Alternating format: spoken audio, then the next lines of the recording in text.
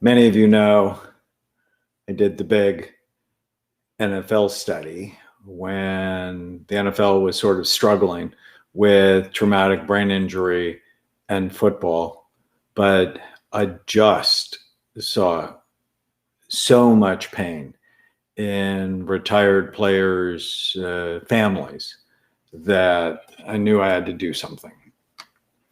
But we're not talking football tonight. It's not a big topic for us. We're going to talk about grief and loss. And I know they're feeling it in Kansas City, but quite frankly, people are feeling it all around the world. And our older population, some of you think I'm in that group. No.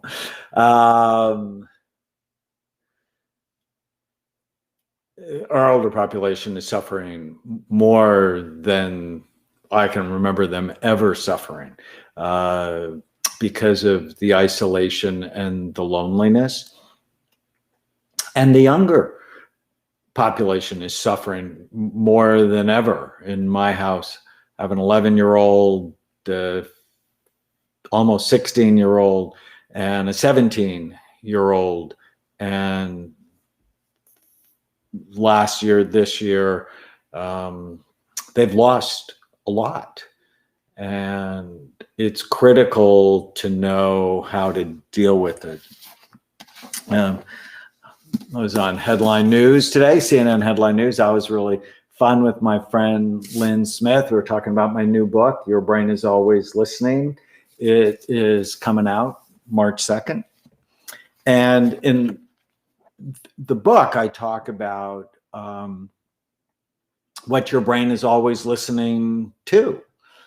And I use the metaphor of dragons. The first section is dragons from the past that still breathe fire on your emotional brain. And we've talked about a herd of dragons so far. But tonight, we're going to talk about the one that just bites people so often, and that is the grief and loss dragon. All the dragons, I had an artist render them for me. And it's more complicated than most people think. I mean, yes, when I lost my dad last May, partly because of COVID, I mean, there was just such sadness associated with that. And that's what people often think when they think of grief, that you lose a spouse or a parent or a child or a loved one. But there are three big categories to grief. You lose someone important, like death or a separation or a divorce or a breakup or a friend or a peer group, a partner that has dementia, they don't recognize you anymore. You lose children. Now, the worst thing is losing a child to death. But when you have an empty nest, that's a loss. And so many patients that I've treated over the years, I mean, they actually can get depressed when they experience that loss. And Tana, my wife, is just a great mother. She has been a great mother. And one of the reasons I think she's great is she caused Chloe to be very independent. And she doesn't need her as much at 17. And that's sort of the point. I mean, that's what you want to do. But I could just see the sadness and the grief. You might lose something important. So the first category is someone important. The second one is something important, such as your health. So women with breast cancer who've had a mastectomy. I was an Army psychiatrist for a long time. If someone lost a limb, a job, finances, even a beloved pet, I have seen severe grief reactions. And, it's like, well, why? It's like, my dog Aslan loves me virtually no matter what.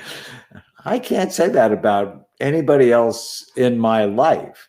And so having that kind of love and attachment is so important. So someone important, something important, or you lose the attachment to an idea, to what could have been, to your identity, such as with retirement, or you lose a loved one to an addiction, or if you have a handicapped child, that you had this hope for your relationship with this child, and it just takes a complete right turn.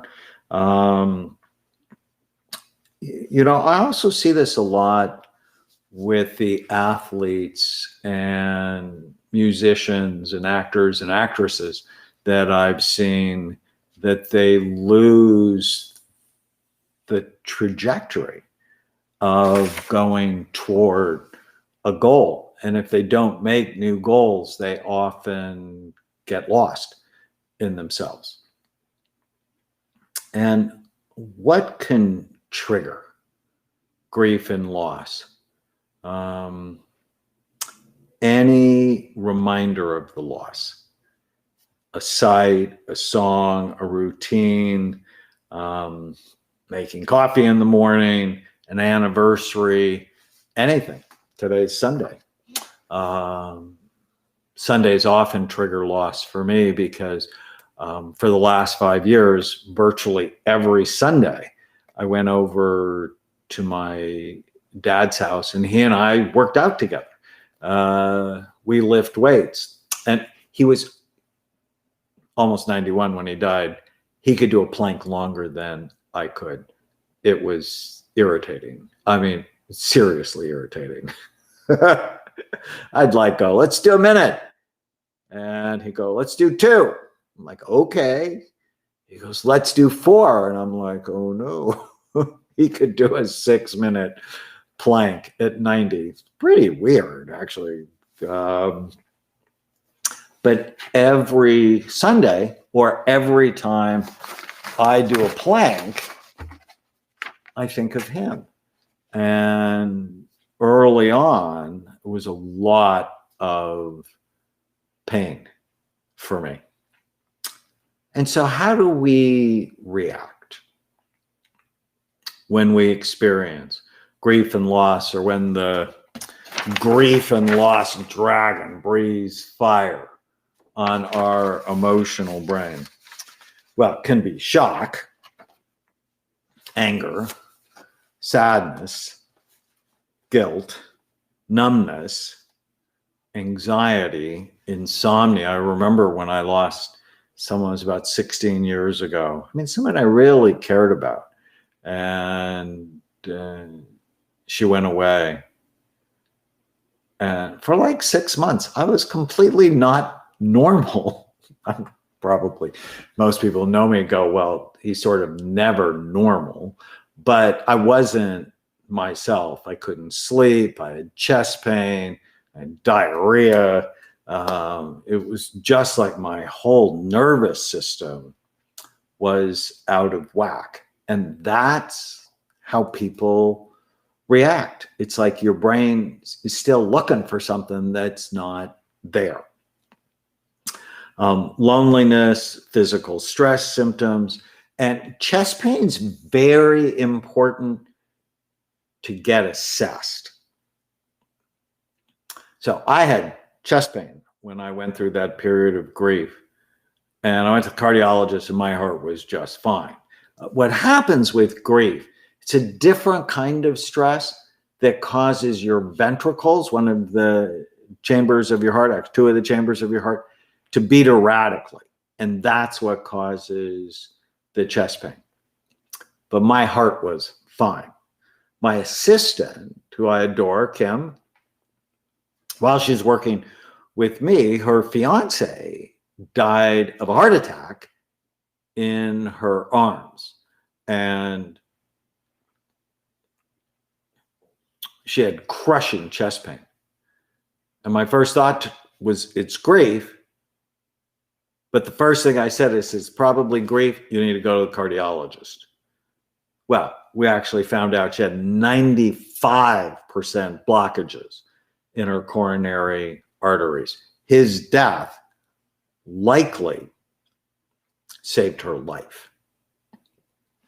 And so if you get chest pain, it's really important to get it assessed. And the chronic exposure to cortisol, stress hormones, actually shrinks the cells in your hippocampus, one of the major memory structures of the brain. And so having memory problems during periods of grief and loss are very common. So what to do? How to tame the grief and loss dragon? Let's talk about 7 things. 1, you want to start healing as soon as possible. I knew when my dad died, I wasn't just going to feel bad for a long time. I was going to feel bad. In fact, I sat, this is in my office, in the chair I write in, and I just played his voicemails. And I played them over and over again. I wanted to feel how much I loved him, how much he loved me, the sadness. I wrote him for his funeral. I wrote a poem that's actually, I put it in the book. I won't go over with you, but it's beautiful. Get the book.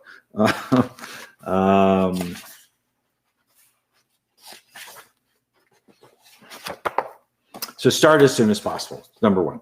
Number 2, brain health, right? I'm already talking to you about how stress chemicals can damage your brain. You need to get on a brain healthy program. Too often people are feeling bad. They're smoking pot. They're drinking alcohol. They're eating a lot of sugar. They're doing things to medicate themselves that actually make them worse and perpetuate the problem. And I sent a note to my team today about Tom Brady. So, Tom Brady, greatest of all time, quarterback, 10th Super Bowl, just won his 7th Super Bowl or something crazy.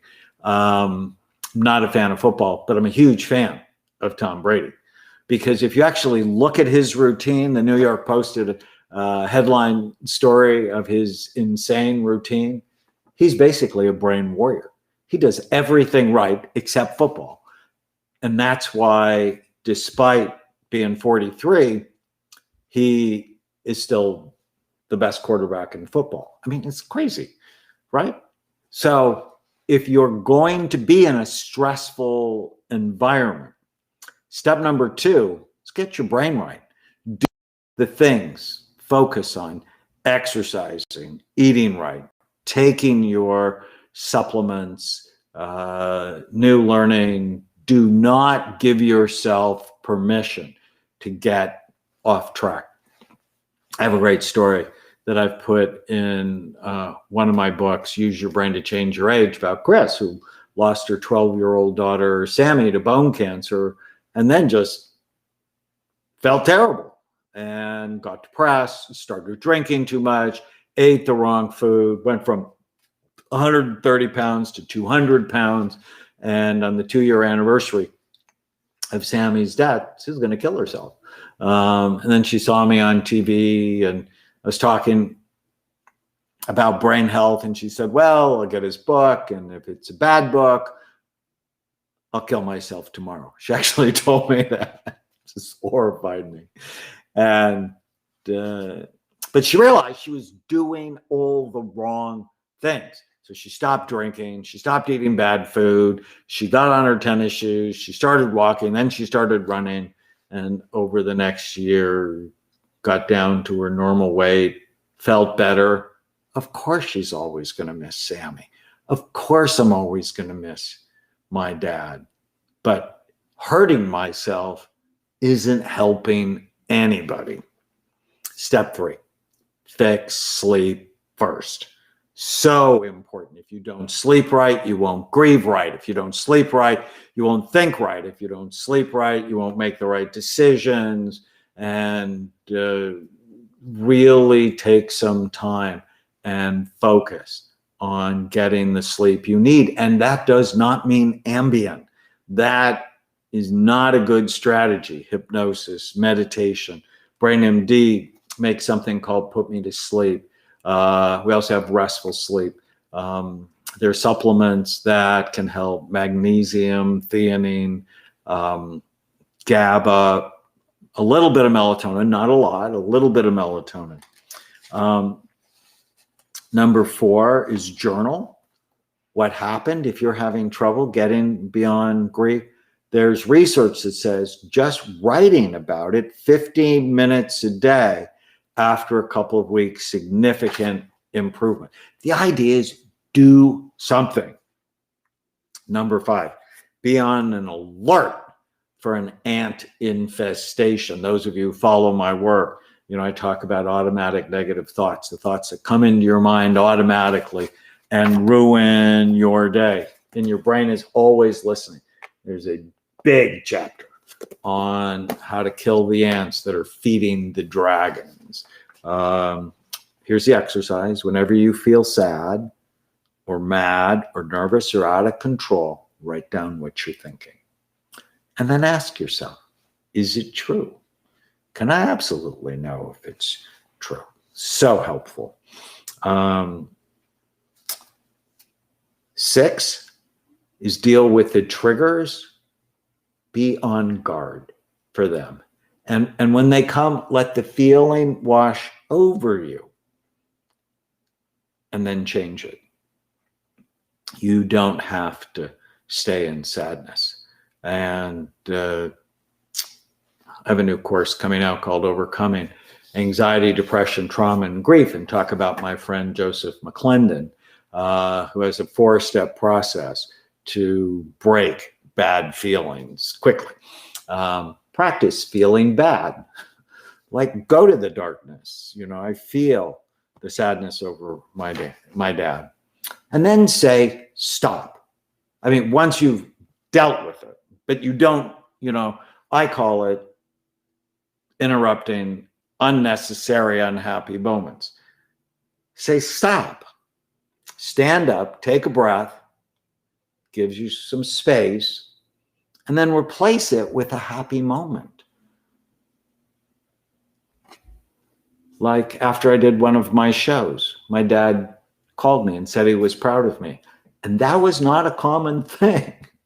As accomplished as I am, expressing love was sort of rare.